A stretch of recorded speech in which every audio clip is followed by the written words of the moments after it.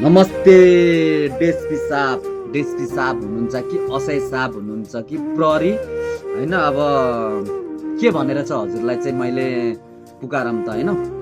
हजुरले चाहिँ एकदम राम्रो काम गर्नु भएको रहेछ क्या हैन। एकदम सही लाग्यो क्या मलाई। हजुरले चाहिँ एकछिनको लागि बाइक रोकेर भित्र गएको कारणमा हजुरले चाहिँ लक लगाइदिनु भएछ क्या। एकदम सही लाग्यो क्या।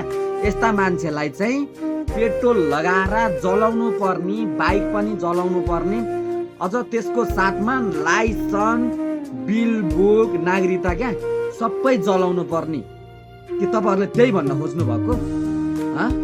यो कानुन भएको के कारणले बनाएको क्या? यो सरकारले कानुन के कारणले बनाएको? एउटा सुरक्षाको लागि बनाएको हो क्या। नत्र यो बाइक किन बनाएको? बाइक पनि एउटा चढेर हिँड्ने हैन, त्यसको लागि बनाएको होइन यो। तपाईहरुले मन लाग्दी 5000 को पाए 5000 को, 10000 को पाए 10000 को, 20000 को पाए 20000 को चिट काट्नका लागि यो बाइक बनाएर बेच्नका लागि बनाएको हो होइन नि। तपाईको सानो मिस्टेकले गरेर मान्छेले ज्यान गुमाउनु पर्यो। अहिले गणेश नेपालीले ज्यान गुमाउनु पर्यो कि परेन? उसको परिवारमा के बितिरहेको होला त्यो तपाईहरुले बुझ्नु भएको छ छैन नि। मेरो नाम सीताराम परियार हो। मलाई टिकटकमा कर्म अनिता भनेर चिन्ने गर्छन् है। मेरो घर नुवाकोट र म पनि यसरी बोल्ने मेरो रहर थिएन क्या, बाध्यता। भोलि मलाई पनि पर्न सक्छ हैन। कसको भाग्य कसैले पनि देखेको हुँदैन क्या, को अगाडि मर्छ भन्ने कुरो। र तपाईहरुले यति पनि सोच्नु भएन क्या, बुझ्नुभयो? यति पनि सोच्नु भएन। तपाईको सानो मिस्टेकले अरूको ज्यान जानु सक्छ भनेर तपाईले तर्साउनु भयो। 10000 को चिट काटेको हैन, कागज देखाइदिनु भयो नि। उसलाई झट्का लाग्यो। दिउँसभरि काम गरेर आफ्नो परिवार पेट पालिरहेको हुन्थ्यो होला। तपाईहरुले 10000 को चिट काट्दा उसलाई कस्तो के बित्यो? उसले आफूलाई नै मृत्युको मुखमा पुर्याउने आँट आयो क्या हैन। उसलाई मर्नु मन थिएन नि तपाईहरुको कारणले।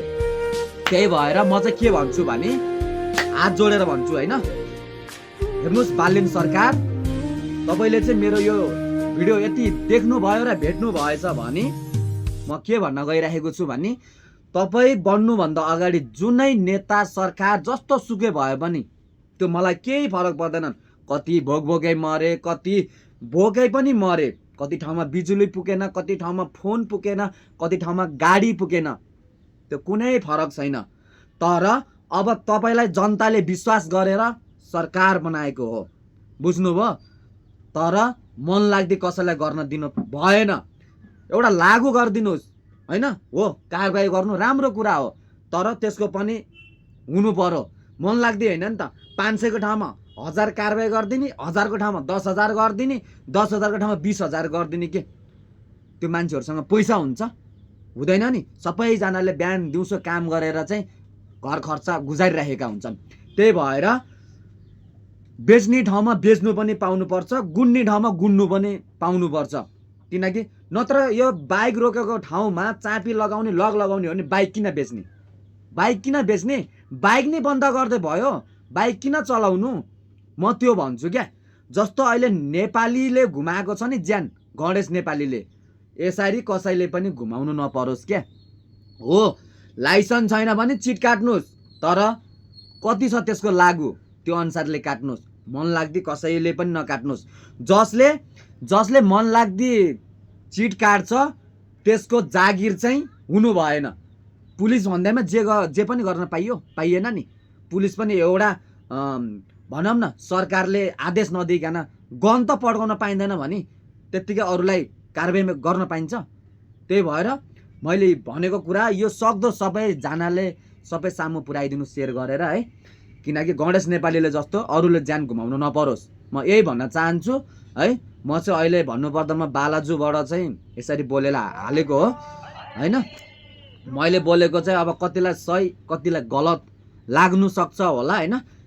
सरी, माफ पाम। यदि मैले बोलेको चाहिँ यो हैन बोलीहरू हैन यसले नराम्रो बोले जस्तो लाग्छ भने त्यसको लागि सरी। किनकि त्यो जलेर मर्ने गणेश नेपाली पनि म जस्तै मान्छे हो र अब चाहिँ यसरी कसैले पनि ज्यान गुमाउनु नपरोस् भनेर चाहिँ मैले यो भिडियो बनाएको हो हैन। कसैले नराम्रो नसोचिदिनु, किनकि उहाँको परिवारमा कस्तो के बितेको होला क्या तपाईँहरू पनि सोच्नुहोस् क्या।